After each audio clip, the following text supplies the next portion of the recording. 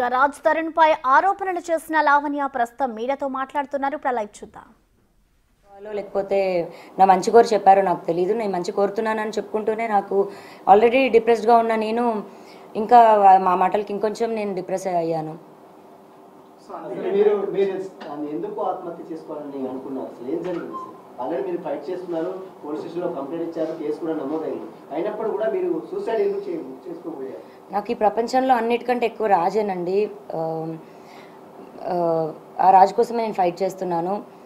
వస్తాడో రాడో తెలీదు, వస్తాడని నమ్మకంతో ఫైట్ చేస్తున్నాను. నా ప్రేమ నిజమైతే వస్తాడు అన్న ఒక హోప్తోనే ఉన్నాను. అలాంటి ఒక టైంలో నేను వచ్చి ఫైట్ చేస్తుంటే రాజని నేను చూడాలో, లేకపోతే ఇటు సొసైటీ చేసే మాటలకి చూడాలో, థంబ్నెయిల్స్ చూడాలో, కమెంట్స్ చూడాలో, ఇవన్నీ నేను తట్టుకోలేకపోతున్నాను. దీనికి తోడు ఈ లాయర్ నేను మాట్లాడిన మాటలకి వాళ్ళ పేరెంట్స్ అప్రోచ్ అయ్యారంట. మరి వాళ్ళ పేరెంట్స్ త్రూ చూస్తున్న లాయర్ మరి నాకు ఎందుకు నిన్న మాట్లాడారు, ఇవాళ పొద్దున సపోర్ట్ ఎందుకు లెటర్ నన్ను సేవ్ చేయాలని మాట్లాడారు, ఇప్పుడు ఇందాక వీడియోలో మరి నన్ను తిడుతూ మాట్లాడుతున్నారు. ఒక హాఫ్ అన్ అవర్లో ఒక మనిషి మైండ్ సెట్ అలా మారుతున్నప్పుడు ఇంత బాధపడుతున్న నేను నా మైండ్ సెట్ ఎందుకు డిప్రెషన్లోకి వెళ్ళనండి?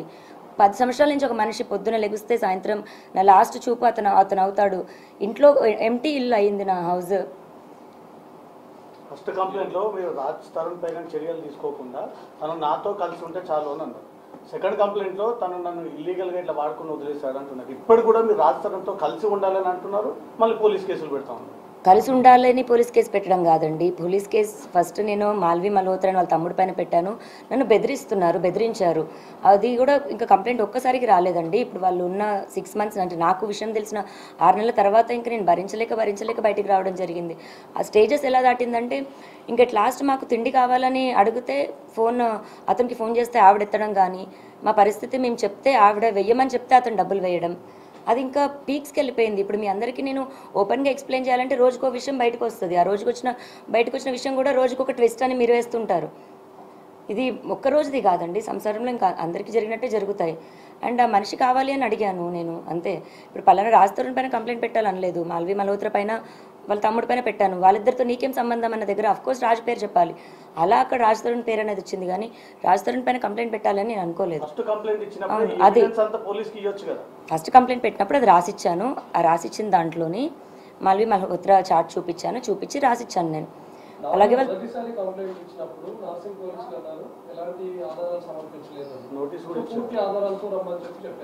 సెకండ్ టైం మీరు వెళ్ళినప్పుడు ఆల్మోస్ట్ 150+ ఫోటోగ్రాఫ్స్ ఎవిడెన్స్ అన్ని కూడా మీరు సబ్మిట్ చేసినట్టుగా తెలుస్తుంది. ఇప్పుడు నార్సింగ్ పోలీసులు ఏ విధంగా వ్యవహరిస్తున్నారు? రాజ్ తరుణ్ కాంటాక్ట్ అవుతున్నామని ఏమైనా చెప్తున్నారా? రాజ్ తరుణ్ పైన కేసెస్ పెట్టామని ఏమైనా చెప్తున్నారా? రాజ్ తరుణ్ అదుపులోకి తీసుకుంటామని అసలు నార్సింగ్ పోలీసులు ఏం చెప్తున్నారు? నేను ఫస్ట్ కంప్లైంట్ పెట్టినప్పటికీ ఈవినింగ్ 7-8 అయిపోయిందండి. సో నాకు రిసిప్ట్ ఇవ్వడం కానీ అవేమీ జరగలేదు. అఫీషియల్గా నేను రిసిప్ట్ కలెక్ట్ చేసుకున్నాక పోనీ ఎఫ్ఐఆర్ అన్నది దానికో ఎవిడెన్స్లు అన్నది ఇస్తాము. రెండో రోజుకి తెల్లారుజాము నుంచి మీడియాలో ఎలా వచ్చిందో మీ అందరికీ తెలుసు. ఆ డే నాకు బయటికి రావడానికి అంతా కూడా నేను ప్రిపేర్డ్ లేను. ఫస్ట్ నేను మీడియా ముందుకి అంత ప్రెస్ మీట్, ఇప్పుడు ఇంత ప్రెస్ మీట్ వచ్చినప్పుడు కూడా నేను ఎలా వణికాను అన్నది మీ అందరికీ తెలుసు. నేను కెమెరాస్కి అంత అలవాటు లేదు నాకు. అండ్ ఇప్పుడు ఎవిడెన్స్లు 12 ఏళ్ళ ఎవిడెన్స్లు తీయాలంటే ఒక్క రోజులో నేను రెడీగా ప్రిపేర్డ్గా లేను కదండి. నాకు 1-2 డేస్ టైం పడుతుంది. ఆ 1-2 డేస్ టైం తీసుకొని ఎవిడెన్స్లు ఇచ్చాను. మీరు అడ్వకేట్ రాజేష్తో చాలాసార్లు కాల్ చేశారు. ఆయన ఫోన్ లిఫ్ట్ చేయలేదు. 20 నిమిషాల పాటు సుదీర్ఘంగా కేసు గురించి చర్చించాలని అంటున్నారు. చాలాసార్లు కాల్ చేయడం ఏం జరగలేదండి, ఒక్కటే కాల్ జరిగింది. అండ్ అతను నాకు ఫస్ట్ ఎవరు అప్రోచ్ అయింది తనే అండి. నాకు అప్రోచ్ అయింది కూడా మూవీ అని, మీరు యాక్టింగ్ అంటే ఇంట్రెస్ట్ అని అప్రోచ్ అయ్యారు. లేదండి నాట్ ఇంట్రెస్టెడ్ అని చెప్పాను. తర్వాత నేను అడ్వకేట్ అని చెప్పారు. కంటిన్యూ అవుతుంటే మీరు రాజ్ తరుణ్తో మాట్లాడి మద్యం మత్తులో లావణ్య అని ఒక ఆడియో బయటకు వచ్చింది. దాని మీద మీరు ఏం చెప్తారు? ఎప్పటిది అసలు ఆడియో? ఇప్పుడు మళ్ళీ నా పోరాటం ఒకటవుతుంటే ఈ ఒకదానిపైన ఒకటి లేదండి. అది లాస్ట్ ఇయర్ సెప్టెంబర్ దండి ఆడియో. అది ఆ లాస్ట్ ఇయర్ సెప్టెంబర్ నుంచే నేను మెంటల్గా ఇల్లని ప్రూవ్ చేయాలి అని ట్రై చేస్తున్న టైంలోని 3 రోజులు నాతో అతను చేసిన ఏదైతే బిహేవియర్ ఉందో అప్పుడు నేను ఇంకా తట్టుకోలేక బర్స్ట్ అయ్యి నేను రియాక్ట్ అయ్యి నేను అలా అతను నాకు చేసిన బిహేవియర్కి నేను తిరిగి ఇచ్చింది. ఈ బోల పగిలిన ఇన్సిడెంట్ తర్వాత కాలేదు.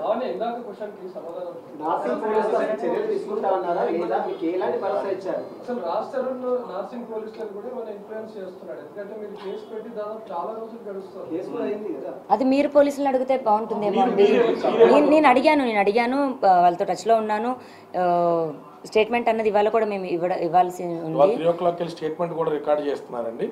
సోమవారానికి అతని మీద ఏం చర్యలు తీసుకున్నారనేటువంటిది, లేదా అతను యాంటిసిపేటరీకి కానీ క్వాషిక్ కానీ వెళ్తున్నాడు అనేటువంటి వివరాలు ఈ లోపల వాళ్ళు ఒక టీంని కాన్స్టిట్యూట్ చేస్తా అన్నారు. రాజ్ తరుణ్ వేరే బోర్డ్స్ అయితే ప్రస్తుతానికి వాళ్ళకి అందుబాటులో లేవనేటువంటిది మా అడ్వకేట్స్కి ఇచ్చినటువంటి వివరణ. ఆ డిఏ గారు 3 కలుస్తారు. ఒక మహిళకు సంబంధించినటువంటి కేసులలో ఇలాంటి అలిగేషన్ చేస్తే వెంటనే అక్యూజ్డ్కి నోటీసులు ఇవ్వడం పోలీసుల ప్రధాన ప్రామాణికంగా ఉంటుంది. కానీ రాజ్ తరుణ్కి ఎందుకు ఇప్పటివరకు పోలీసులు